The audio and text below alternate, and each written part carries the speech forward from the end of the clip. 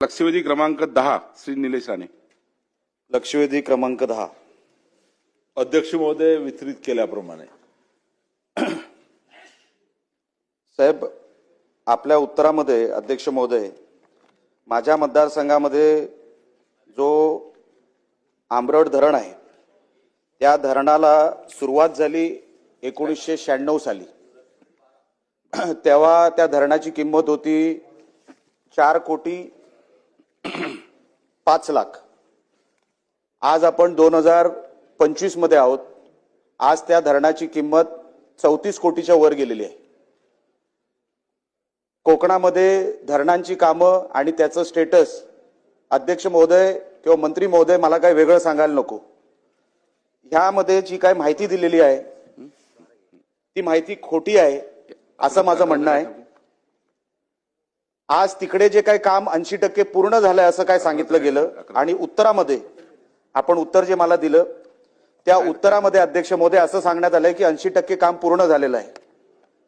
आज आपण 30व्या वर्षात आहोत साहेब. 30व्या वर्षामध्ये धरणाचं काम फक्त 80% पूर्ण झालेलं आहे अध्यक्ष महोदय.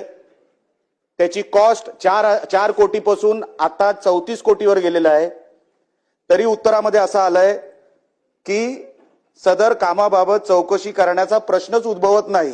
मग आम्ही काय प्रश्न विचारायचे आहेत अध्यक्ष महोदय? एवढ्या मोठ्या कालावधीमध्ये 30 वर्ष आणि कारण काय दिली आहे? भूसंपादनाची. भूसंपादन झालं कधी? 2005 ला. पैसे किती मिळाले? 71 लाख रुपये. त्याच्यानंतर कारण दिले जीएसटीचं. जीएसटी लागू कधी झाला? आता काही वर्षांपूर्वी. 30 वर्षापूर्वी जीएसटीचा काय संबंध होता? अध्यक्ष महोदय, हे जे काय उत्तर आहे या उत्तरावर आम्ही प्रश्न काय विचारायचा हा माझ्या समोर आता प्रश्न तयार झालेला आहे. 30 वर्ष एका प्रकल्पाला होतो, अजूनपर्यंत फक्त 80% काम पूर्ण आहे आणि त्याच्यानंतर कुडाळ तालुक्यामध्ये असं सांगण्यात येतं की 4 पैकी 1 काम झालेलं आहे, 3 कामं प्रलंबित आहेत. 1 काम जे झालं वर्धा धरणाचं, मागच्या वर्षी ते धरण पडता पडता वाचलंय साहेब. आणि ते एका वर्षाच्या आत 1च वर्ष पूर्ण झालं आणि ते धरण पडता पडता वाचलेलं आहे. ते परत एकदा जसं चिपळूणला झालं तशी परिस्थिती इकडे होणार होती, पण कसं तरी ते अधिकाऱ्यांनी वाचवलं असेल, ठेकेदारांनी वाचवलं असेल, मला माहित नाही. मालवणमध्ये जे सांगितलं, माझ्याच मतदारसंघामध्ये 2 धरणं पूर्ण झालेली आहेत, अजिबात नाही. एकही धरण पूर्ण झालेलं नाही 3 पैकी. आपण जर अशी उत्तरं देणार असाल अध्यक्ष महोदय तर आम्ही प्रश्न कसे विचारायचे? कुठल्या विषयावर प्रश्न विचारायचे? अच्छा, सॉइल टेस्टिंगच्या नावाखाली मंत्री महोदय जे अधिकारी आहेत तुम्हीही माहिती काढून घ्या. सॉइल टेस्टिंगच्या नावाखाली 20-20 लाख रुपये काढतायत. सॉइल टेस्टिंग खरोखर होतंय का तिकडे? बघून घ्या. जिओग्राफिकल सर्वेच्या नावाखाली लाखो रुपये काढले जात आहेत. जिओग्राफिकल सर्वे होतोय का तिकडे? अध्यक्ष महोदय, मी प्रश्नावर येतो, पण साहेब हे सांगितल्याशिवाय प्रश्न विचारताच येणार नाही. कोकणामध्ये मागचे 12-15 वर्ष धरणच झालेली नाहीत. 4 पैकी जे काही 4 धरणं मोठी आहेत, मग मध्यम आणि लघुची धरणं आहेत, धरणच झालेली नाहीयेत. पैसे कुठे चाललेत? सॉइल टेस्टिंगच्या नावाखाली पैसे काढले जात आहेत, जिओग्राफिकल सर्वेच्या नावाखाली पैसे काढले जात आहेत. पैसे कुठे चाललेत? धरणांची कामं तर होत नाहीये. हा जो काही कॉन्ट्रॅक्टर आहे यांनी 4 दिवसापूर्वी आता तिकडे दगडी टाकायला सुरुवात केली. परत जेव्हा त्याला कळलं की या विषयावर माझी लक्षवेधी आहे आणि अधिकाऱ्यांना सांगितलं मी या वर्षाच्या आत मी काम पूर्ण करतो. ह्याच्यात कारण काय दिली आहेत की लोकांचा विरोध. साहेब 2005 मध्ये लोकांचा विरोध पण नव्हता.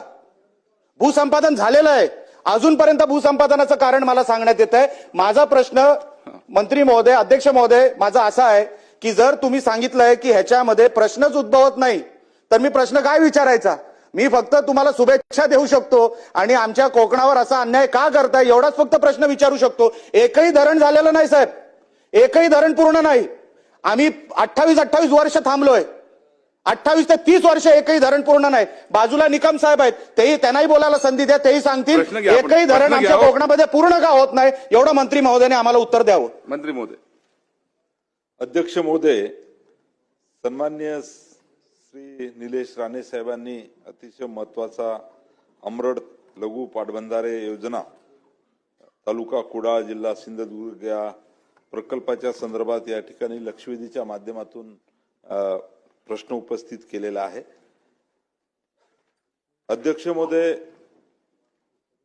सध्या प्रकल्पाची जी स्थिती आहे, खालून माझी आम्हाला विभागाने माहिती दिलेली आहे की मुख्य माती धरणाचं या ठिकाणी माती काम जे आहे ते 80% पूर्ण झालेलं आहे. विमोचनाचे काम पूर्ण झालेलं आहे आणि गळभरणी जी आहे, ग्रॉस ज्याला आपण म्हणतो, ती 2026 पर्यंत मार्चच्या या ठिकाणी पूर्ण करण्याचं नियोजन विभागाचं आहे.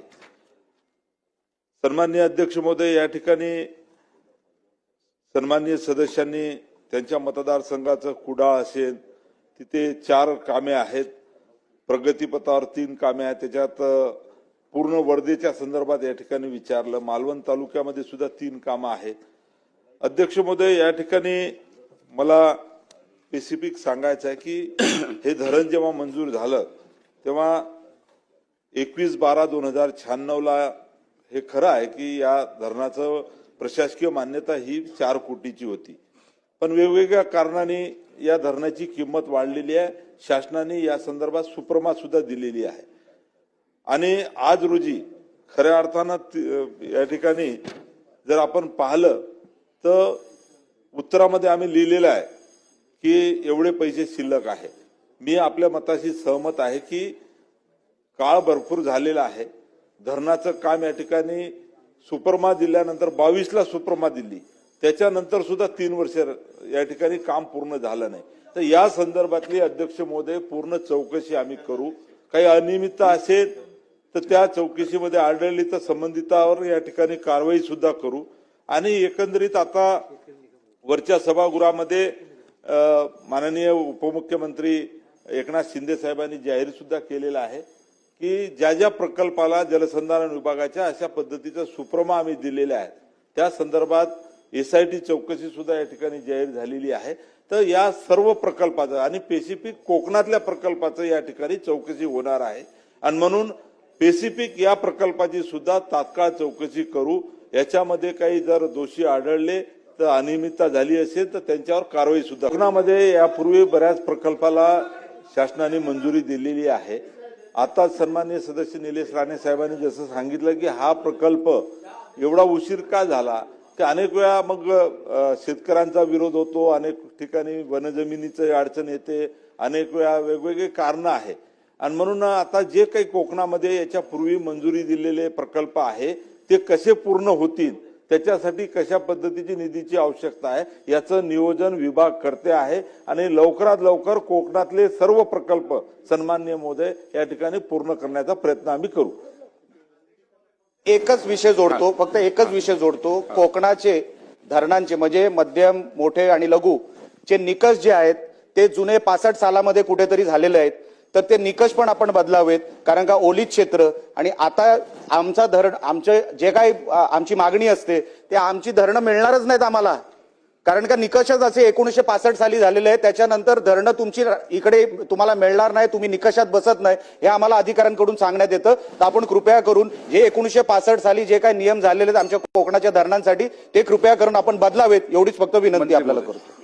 अध्यक्ष महोदय, मापदंडामध्ये या ठिकाणी सुधारणा करण्याचा प्रस्ताव विभागाने माननीय उपमुख्यमंत्री अजितदादा पवार साहेबांकडे पाठवलेला आहे. त्याचा पाठपुरावा आम्ही करू आणि मापदंडामध्ये सुधारणा करून नक्कीच या मापदंडात सुधारणा झाल्यानंतर कोकणामध्ये अनेक प्रकल्प या ठिकाणी बसतील.